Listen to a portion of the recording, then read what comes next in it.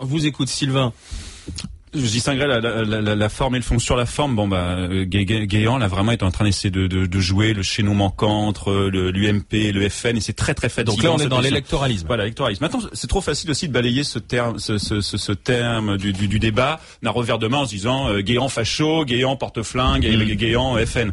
Et il met quand même le doigt sur quelque chose de fondamental. La langue française, c'est notre maison commune, c'est ce qui fait du lien, c'est ce qui fait du liant, c'est ce qui permet de s'exprimer entre nous, de se comprendre, d'échanger, de débattre, de vivre ensemble.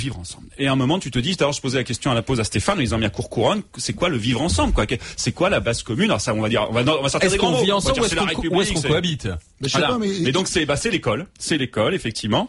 Après c'est le monde du travail qui est socialisant. Mais là on parle de gens qui arrivent. Alors après, effectivement, faut poser les questions à Guéant. Ça se passe où? Ça se passe quand? Avec qui? Sur quel crédit? Qui enseigne? Qui valide? Est-ce que c'est ce qu'on exige avant que la personne atteigne le territoire français? Est-ce qu'on veut qu'elle parle français avant son entrée sur le territoire? Non, mais là, c'est bien assez compliqué. Et dans le cadre d'un couple, comment on fait? En France. Donc ça veut dire que quand il arrive, il faut que ce soit en place, quoi. Oui, il faut dire. Si tu te fies à la phrase elle-même, donc moi je pense purement littérale, ce qui aurait été un peu plus audible quand même, c'est peut-être de dire effectivement, il faut peut-être qu'on réfléchisse comment mettre en place cette formation de la langue sur tout notre territoire, mais dire effectivement que les gens, ce qui est clairement expliqué, tu parles pas la langue, tu viens pas, quoi.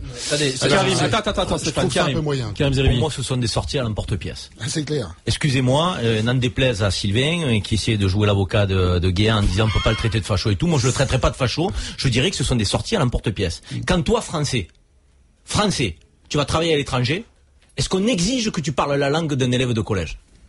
Je pose la question. Moi, si Guéant m'avait dit, si on veut devenir français, il faut avoir un niveau effectivement de compréhension et d'expression de la langue. Oui, si on veut devenir français, si on veut se naturaliser français, là, effectivement, je suis 100 fois d'accord. Si on veut passer du statut d'immigré en situation régulière, de la carte de résidence, je vous rappelle quand même que la carte de résidence peut être allouée pour 1 an ou peut être allouée pour 10 ans. Ça veut dire que la personne qui va venir, qui va bosser au nom de l'immigration choisie, je vais jusqu'au bout, de la politique de Sarkozy et de Guéant. Donc toi, tu viens, tu es quelqu'un dont on a besoin en France économiquement. Tu maîtrises pas le français excellemment, mais tu as une compétence qui va faire que nous en avons besoin en France. On va te donner une carte de résidence d'1 an. Tu vas avoir un contrat temporaire déterminé. On va faire semblant de te demander de parler le français d'un élève de collège. Mais de quoi on parle là? Mais on tombe, on frise dans le ridicule. Alors que tu vas être utile à notre pays, tu viens pour travailler. En même temps, au bout d'un an, on peut se dire que tu sais aller de pair. C'est-à-dire tu as apporté ta compétence et puis en même temps, tu as avancé dans la connaissance de la langue. Que déjà le processus évolue. On est en train d'expliquer que si quelqu'un veut s'inscrire dans la durée dans notre pays et si quelqu'un veut devenir citoyen de notre pays, effectivement, on est en droit d'exiger une maîtrise de la langue et d'expression. Mais là, c'est complètement différent. Je suis d'accord avec ça. Mais il n'a pas expliqué avec cette pédagogie-là. Il explique aux Français, après avoir évoqué les termes... Attends, excuse-moi, je termine. Après avoir évoqué les termes de croisade, d'invasion quasiment, donc dans toutes ces expressions précédentes, il est en train d'expliquer qu'on va demander à tout immigré de maîtriser. Mais enfin... Est-ce que c'est pas ça coule pas de bon sens simplement? Non, mais je pense que si on arrêtait le communautarisme en France, on n'aurait pas ces problèmes-là. Tu vas dans un pays, dans un pays étranger travailler. Pourquoi tu apprends la langue très vite? Parce que tu t'intègres, t'as pas le choix. Tu vas pas rester 1 an sans parler à personne. Et puis après, tu demandes où est le quartier français, où sont les expats. Enfin, n'empêche que quand même. Ça se fait aussi.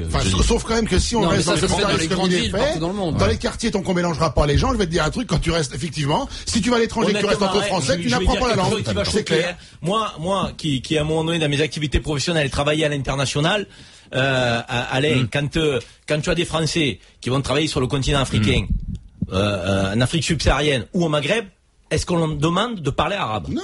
Est-ce qu'on leur demande de parler le là-bas, ils parlent français de toute façon, comme c'est dans cette colonie. Crois-moi. Non, mais ce que je veux te dire, c'est que autant on peut être d'accord sur la réciprocité. Je veux dire que si on demande à quelqu'un de s'inscrire dans la durée, il faut un parcours d'intégration exigeant. Il faut maîtriser la langue. Oui. Si quelqu'un vient ponctuellement apporter son concours, c'est ce que dit Guéant, parle de s'installer en France. Hein. Mais donc s'installer, ça veut dire qu'au moment où tu demandes à t'installer, tu t'installes.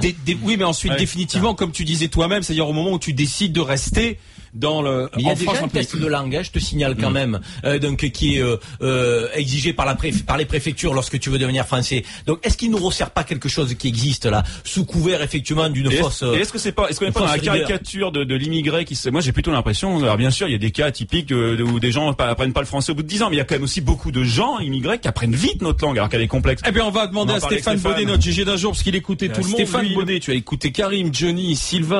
tu es maire de Courcouronne, dans l'Essonne, banlieue parisienne, où tu le disais tout à l'heure quand on présentait ta ville, tu as, Dieu sait, un certain nombre de communautés, de nationalités qui cohabitent. Alors cette question, il y a plus de 55 ethnies référencées à Courcouronne. 55 ethnies. Donc cette question de la langue, elle est cruciale. Alors elle est fondamentale, mais là on parle d'enfants qui sont français et qui habitent déjà là. C'est-à-dire que la difficulté, c'est que posons-nous déjà la question de celles et ceux qui sortent du collège en parlant français. Voilà. Vous savez, pendant l'émission, j'ai la principale de mon collège, Corinne Vetroff, qui m'a envoyé un texto au début de l'émission quand t'as annoncé le sommaire et qui m'a dit: tu peux pas demander à Claude Guéant un prof de français et de latin pour cette année parce que j'ai pas de prof de français dans mon collège cette année. Merci de le dire. Donc je pense qu'il faut aussi de temps en temps replacer le débat dans son contexte. Il y a les annonces, en effet. Il y a, j'en rêve et je le dis, et ça fait aussi partie de mon positionnement à l'UMP dans le débat. Moi, je rêve d'un vrai débat sur l'immigration, situation régulière, situation irrégulière, loin des démagogies des uns et des autres qu'on vient de voir dans un quartier, ce que c'est qu'une situation irrégulière et de ce que ça crée. Quand tu vas dans tes quartiers à Courcouronne, alors cette maîtrise de la langue, je finis juste. La maîtrise de la langue, c'est fondamental. Le problème, c'est qu'on est encore une fois avec ce genre de déclaration, on va déplacer un débat. Le sujet de la langue dans un quartier, pour moi, il est fondamental. Ce qui fait aujourd'hui qu'on a complètement délité nos quartiers, c'est justement que il y a plus de dominance culturelle. Alors le terme est peut-être pas bien choisi, peut-être qu'il plaît pas, mais en tout cas je l'assume. C'est-à-dire que quand il y a 55 ethnies dans un quartier populaire, dans lequel l'européen de souche a quasiment disparu, comment on veut mener quelque chose culturellement? Comment on veut dans une école mettre une direction et du coup s'enrichir des cultures des autres? C'est avoir une direction. Donc on a perdu la mixité, en fait. Non, mais on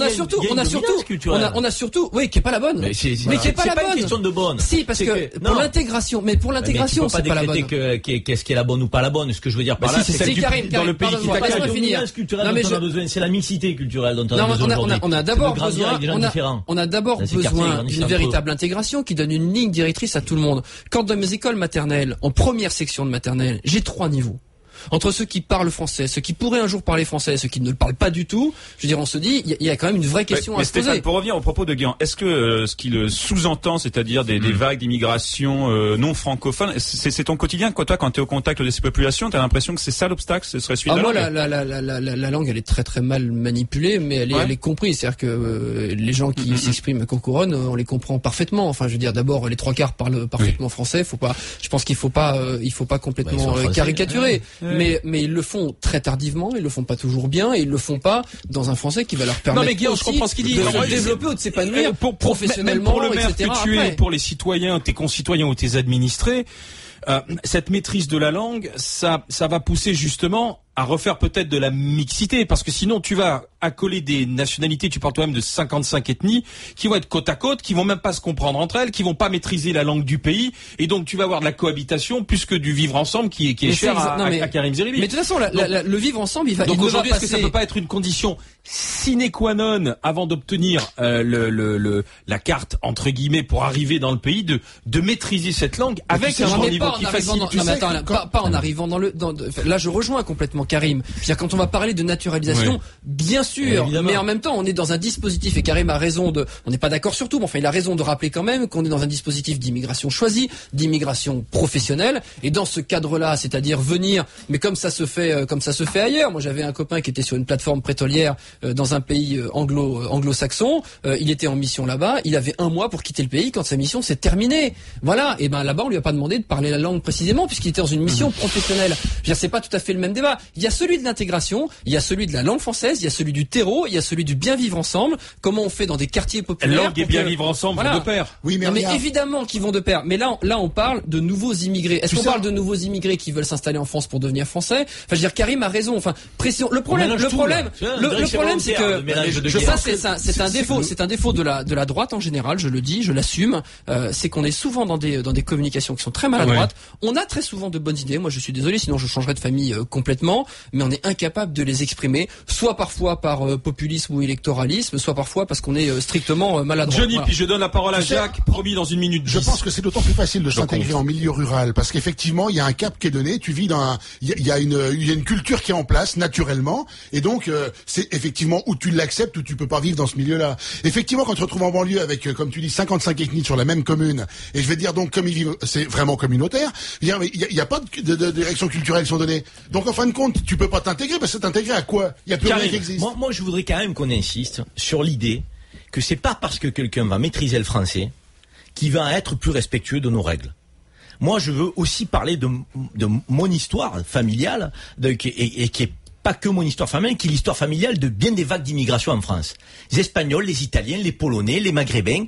Donc, quand ces vagues-là sont arrivées, au départ, il n'y avait pas une maîtrise de la langue de ceux qui venaient s'installer en France. Ils venaient travailler. Il y avait du boulot. Ils venaient travailler, Johnny. Mais derrière l'idée de venir travailler, il y avait surtout l'idée d'élever ses enfants dans le respect des règles de la République. Donc moi, je voudrais qu'on soit beaucoup plus exigeant sur l'idée d'une démarche familiale qui consiste à éduquer les enfants, à effectivement être dans, je dirais, une régulation des comportements et autres.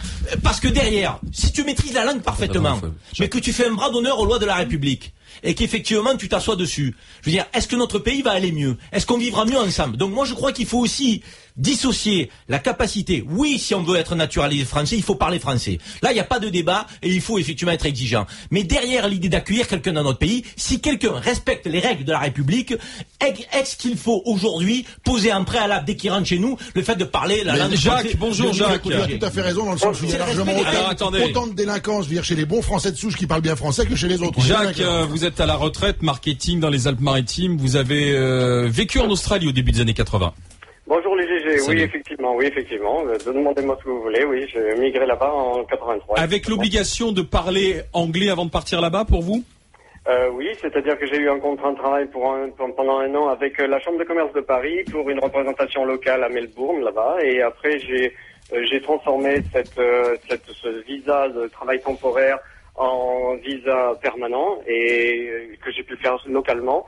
Et effectivement, c'est là que, avant de partir, même, il fallait de toute façon que je puisse parler anglais. Il n'était pas question que je devienne australien au départ. C'est uniquement sur place où j'ai voulu transformer mon statut et vouloir rester. Et c'est là que, donc, je correspondais à un certain nombre de systèmes de points qu'ils ont, et qu'ils ont toujours, et qu'ils avaient à l'époque, et notamment parler la langue. Et puis, il fallait avoir de l'argent en banque, il fallait avoir une couverture médicale à l'étranger, car le gouvernement australien ne paye pas un centime pour votre couverture médicale, pour vos frais médicaux pendant 2 ans. Donc, un certain nombre de choses comme ça, et notamment la langue, effectivement, il faut avoir envie, quoi. Mais c'est à l'issue de votre travail temporaire. C'est quand vous avez souhaité vous installer durablement en Australie. Oui, parce que j'ai voulu devenir australien. On est d'accord. J'ai voulu prendre la nationalité, ce qui n'est pas une obligation, mais il y a des devoirs. Si on devient australien, c'est-à-dire participer à un jury, par exemple, il faut accepter de partir en guerre pour le pays si on est réquisitionné.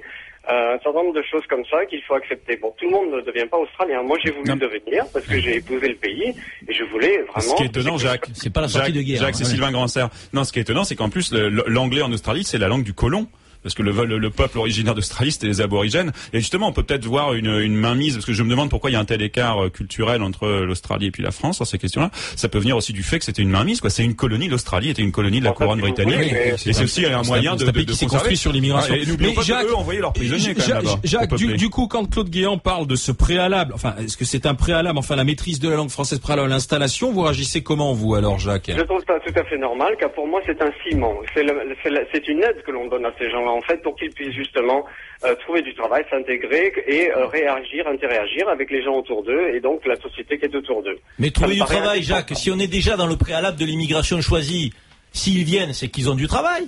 Puisqu'on nous explique depuis 5 ans qu'on n'accepte plus dans notre pays des immigrés qui ne viendraient pas travailler.